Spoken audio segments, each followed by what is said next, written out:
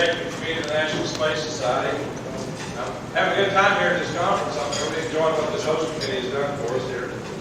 I'll say a few words about our speaker tonight. Our speaker is Dr. Ken Money. He is the senior scientist at the Defense and Civil Institute of Environmental Medicine in Toronto. Now, if you haven't been to Toronto, I urge you to go. It's a beautiful city. As big as New York, you can clean as a whistle. I mean, it's unbelievable. Dr. Money, he specializes in motion sickness, among other things. He was selected as one of Canada's astronauts back in December of 1983, and he served as a Canadian astronaut until 92. He was a payload ops controller for a Space Lab mission in 1992. One of the things he did was he invented an experimental surgical operation called semicircular canal plugging. You know, he specializes in inner ear and stuff like that. So, and I found a couple of other interesting tidbits. He placed fifth in the 1956 Olympic high jump. And in 1989, he won the U.S. badminton championship in Miami. So the guy's multi-talented, ladies and gentlemen. Dr. Ken Money. Ken.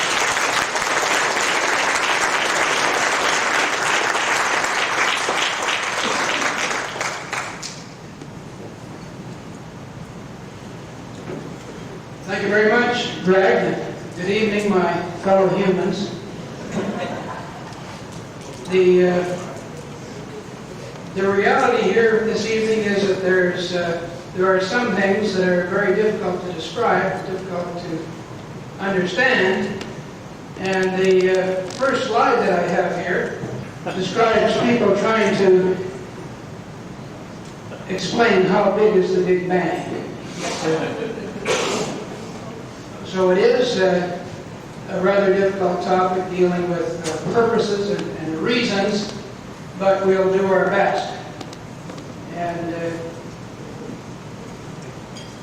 since we're in the city of Will Rogers, I'll be careful not to come up with any inaccuracies. You're aware of Will Rogers' famous remarks. He's once said, "It ain't what you don't know that gets you into trouble. It's what you do know that ain't so."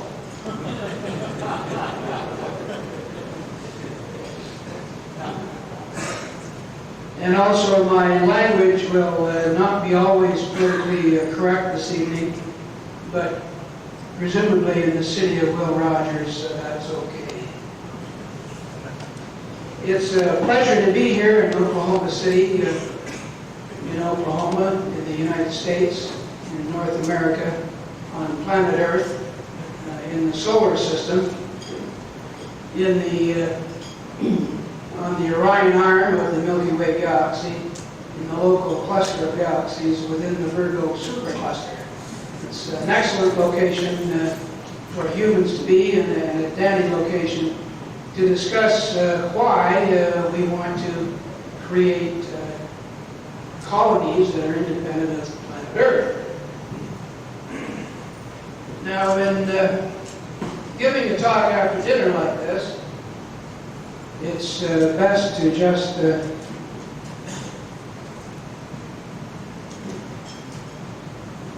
leap into it without hesitation or delay. But I do want to pause for just an instant before plunging in order to consider briefly what might be lying beneath the surface. Beneath the surface this evening lies the question, will this old guy talk on and on too long? Claire was inquiring about that earlier on, but I'll assure you that the answer to that is no. I will be brief. And as King Henry VIII of England said to each of his wives, I won't keep you long.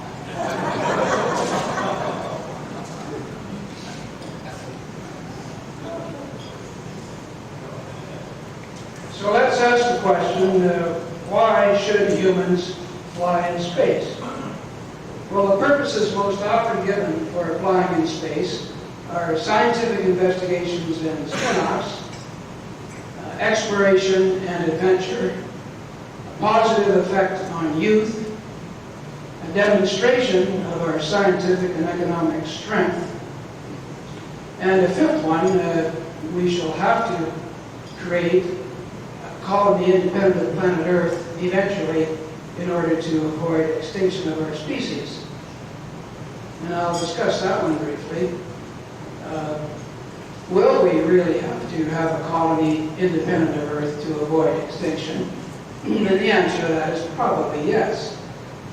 The past history of impacts on planet Earth have revealed many environment-destroying events. Our moon probably resulted from an enormous impact on Earth, knocking off a piece of the Earth that became the moon perhaps 4 billion or so years ago. And there's 65 million years ago, there was a very large impact on the Yucatan Peninsula in Mexico, which, as a result of which, all the large land animals became extinct, including the dinosaurs. And of course, that allowed the smaller mammals of the time to thrive, which eventually gave rise to us. So it might very well be that we owe our beginning to an impact, and hopefully we won't have to owe our end to an impact. A Google search of the web revealed to me 150 impacts sites which are now still visible on the surface of the Earth. And I found photographs of 50, and just so these will seem real to you, I'll show you photographs of 4, now that we're on our way.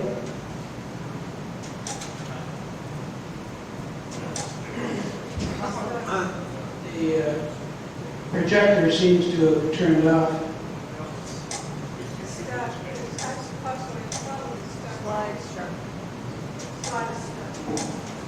Well, maybe you've seen impacts anyhow.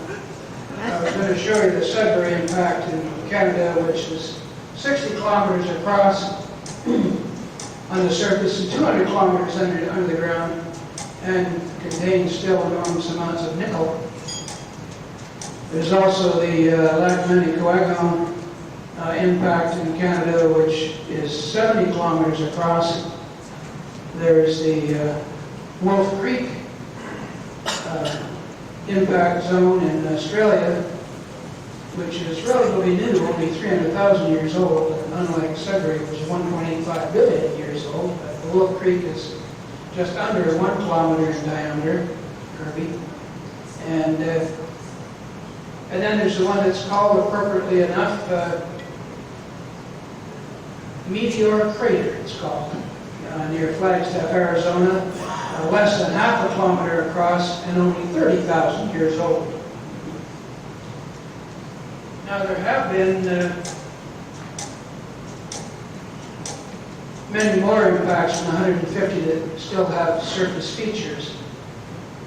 On Earth, of course, because of our weather, we have sand and wind and rain and snow, freezing and thawing, bacterial action, things that they don't have on the moon, but probably Earth would look much like the moon, except that Earth, over thousands of years, erases these things on the surface. But under the surface, in the Canadian province of Alberta alone, there are 450 impact craters with diameter greater than 1 kilometer. And these have been found with seismic surveys by petroleum engineers who are interested in this, because a lot of these craters become huge underground cups of oil. And in the whole world, the number of impact craters under the ground only, greater than 1 kilometer in diameter, has been estimated to be 384,000. So there have been enormous numbers of very large impacts, which could do us in. So more than likely, we will have to deal with one of these, and if it's big enough, we'll have to live somewhere else, at least for a while, after such an impact. And now I want to suggest a sixth reason for flying in space and for building an impact. And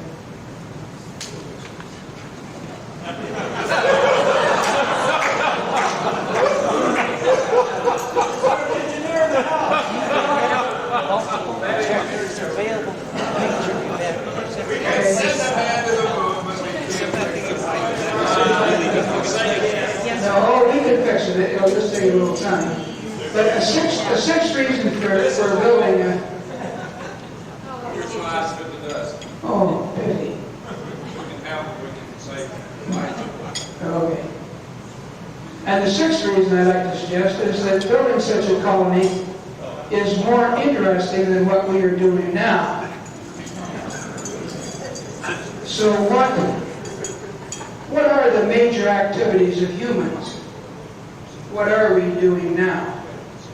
Well, we are doing now the same things that we've been doing for the whole 200,000 years of our existence as a species. We are increasing our numbers, we're increasing our comfort and pleasure, and we're having conflicts between groups. Those are the three major activities of humans. And nobody's going to argue about increasing the number of people in the world as a major activity. Nobody's going to argue about increasing our comfort and pleasure as a major activity. But some might want to complain or argue about whether having conflicts between groups is indeed a major human activity. So I'll suggest some evidence for this idea. I'd like you to recall the history of Europe, which you know is a long history of war.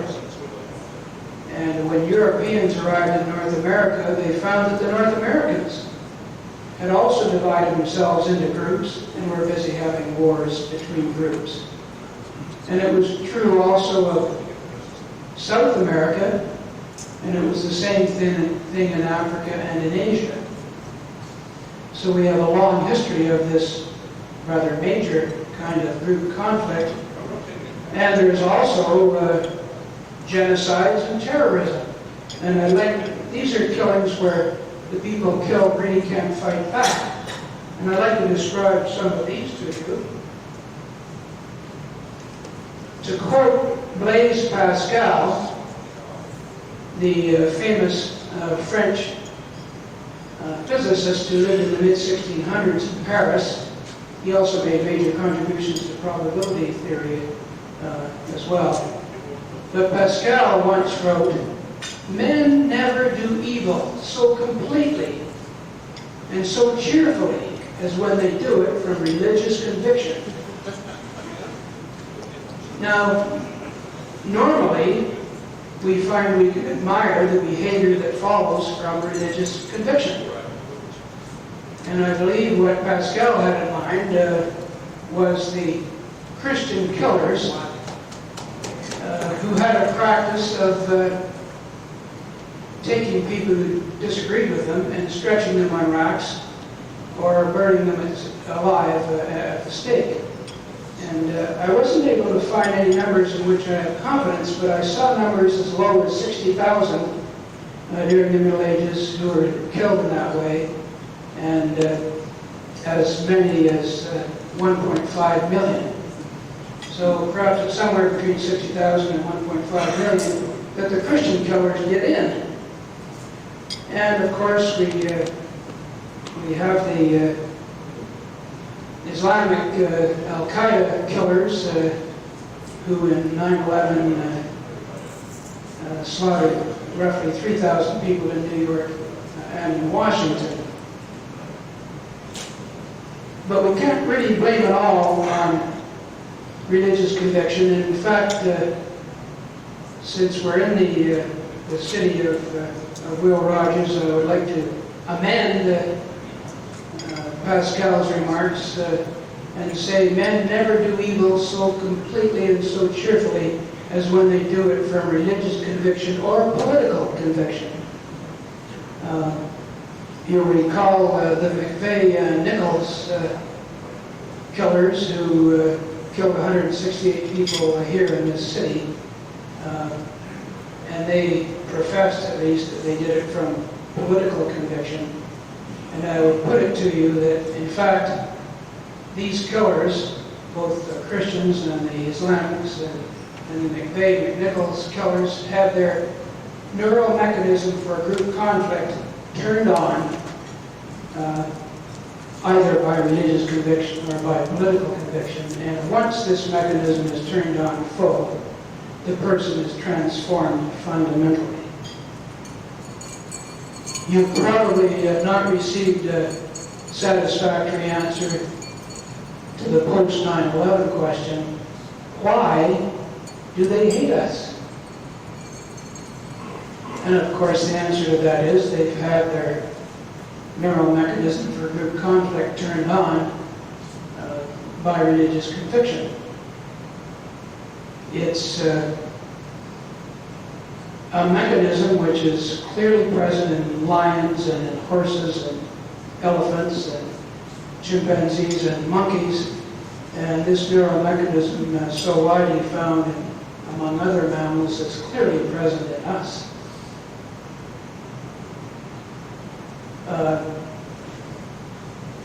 The survival advantage in having this mechanism, of course, is that it means that groups in different locations having conflicts don't intermingle. So if you have a group living in the mountain and a group living in the plains, without some kind of reason not to intermingle, there would be a free flow of genetic material between the two groups, and neither group will adapt well to its own environment. But with this tendency we have to have group conflict, there will be conflict between the two groups. They will be genetically separated, and each will adapt well to its environment. And so lions do this, and elephants and horses and chimpanzees, and we're stuck with a mechanism which was of great advantage to us, necessary, hundreds of thousands of years ago, but now it's an unmitigated source of misery. And we have to learn not to pay attention to it, not to let it get turned on. Just 1 year before the McVeigh-Nichols killings here in Oklahoma City, there was the Tutu evil in Rwanda, which was truly the most horrible event in recent years, where the Tutu killers slaughtered 800,000 Tutsis in 100 days in 1994. Now, half those people killed were children who couldn't run away as fast and who couldn't fight back. That's 400,000 children. And the Tutus were short of bullets. And they didn't like to waste them on children, so they decided they would kill children by hacking their legs off with machetes, which they did. And they found the best way to do that was to get 3 killers, 2 to spread eagle the child, and the 3rd one to hack off the legs. And they had to listen to the children screaming, and they had to listen to the crying of the children next in line to have their legs cut off. And they had to see the blood squirting from the arteries that had been cut. And they had to listen to the silence after they bled to death. Beautiful little child, 400,000 times.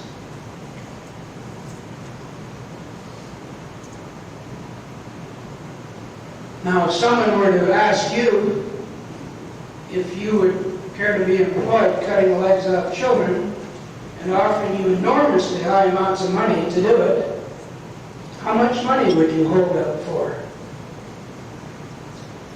You're probably thinking, well, no amount of money could make me do that. It just isn't in me.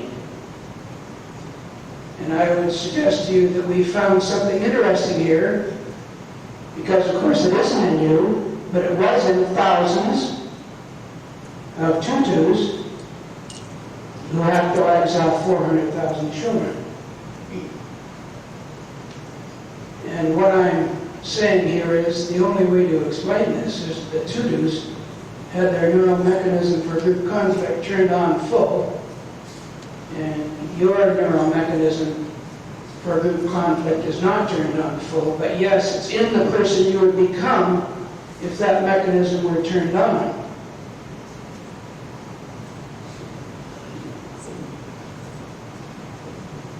And we mustn't forget about the Khmer Rouge Cambodian killers who tortured and killed 2 million Cambodians in the mid-1970s.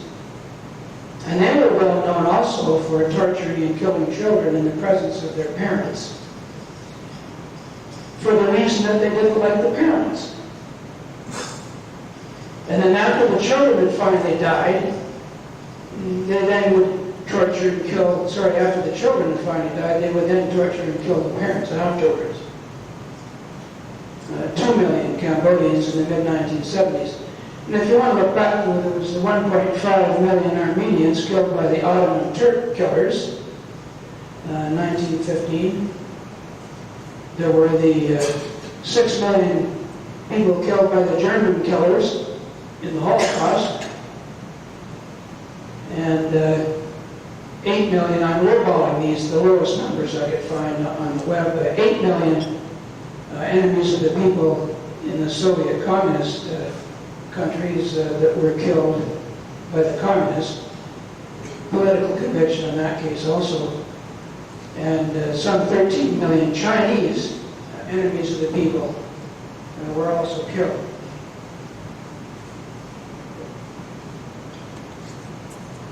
So this mechanism is the reason why we've had such trouble avoiding mass killings, in spite of wanting to stop them.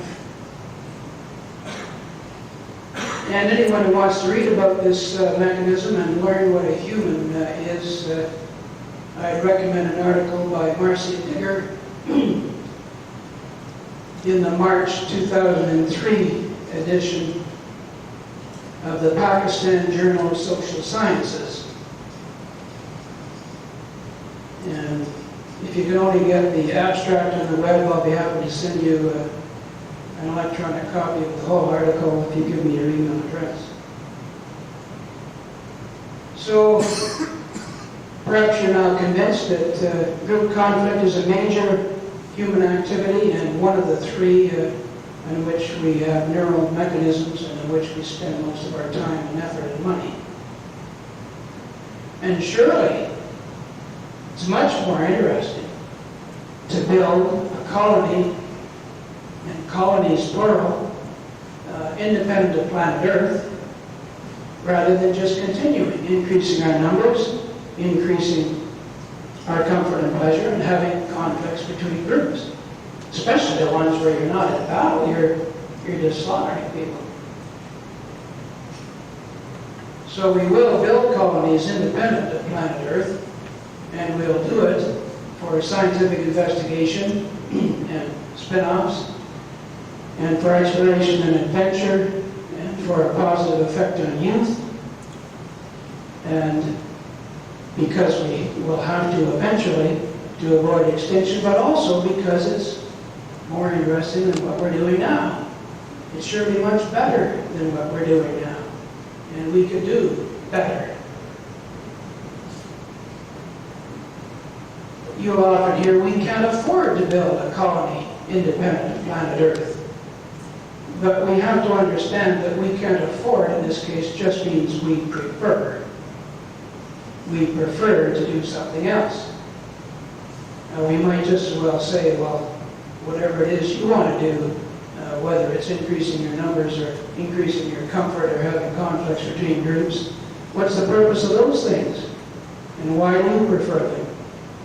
Surely building this colony is a much better thing than just continuing to overpopulate, overconsume, and kill.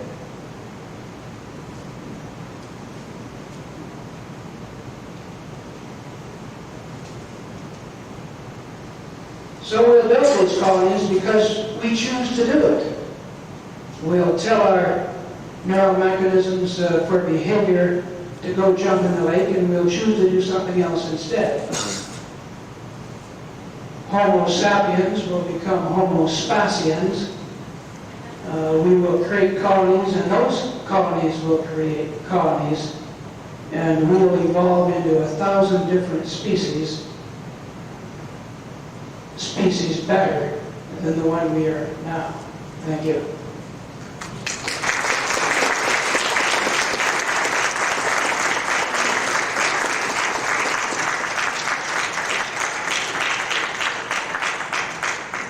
Well, we have a little token of appreciation for Dr. Ken Money.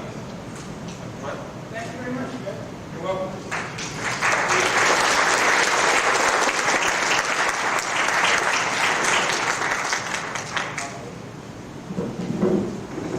I want to add something to that. You know, with all the hatred in this world.